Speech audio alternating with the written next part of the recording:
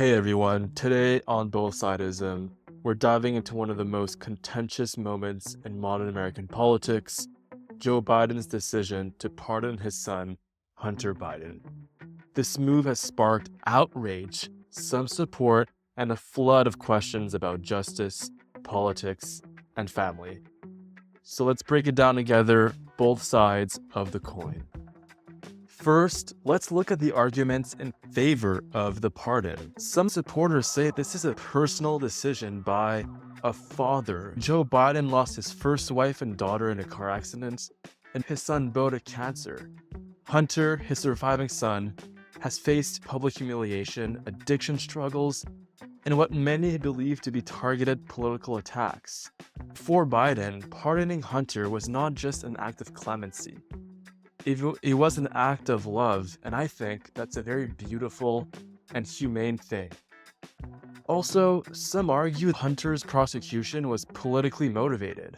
Charged with tax evasion and lying on a gun application, crimes many believe wouldn't have been pursued if he weren't Joe Biden's son.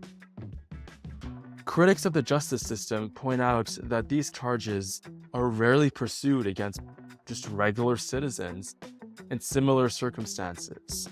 So the pardon corrects a miscarriage of justice and protects Hunter from further political retaliation, especially under the upcoming Trump administration.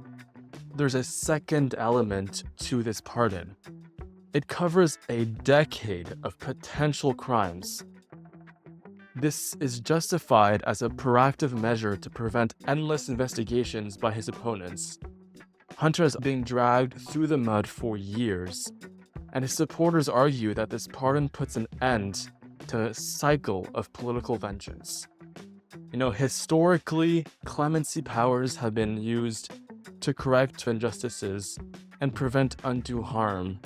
Past presidents have pardoned draft dodgers, whistleblowers, and individuals affected by outdated laws. Biden's defenders see this as part of that tradition. But now, let's consider the quite strong arguments against this decision. Critics say the pardon undermines Biden's commitment to the rule of law.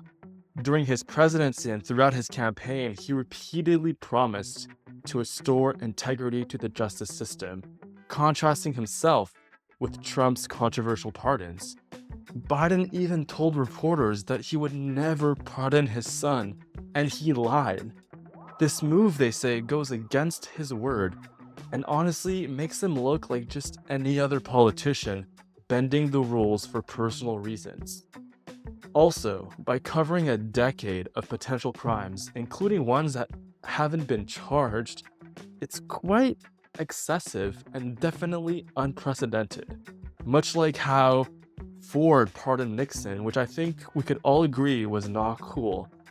By protecting Hunter from all potential crimes, what could the Biden family be hiding? Also, this gives a lot of ammo to Biden's opponents who could argue Democrats are just as corrupt as the Republicans they criticize. Then there's the question of precedence. Does this open the door for future presidents to use the pardon power to shield their families from accountability?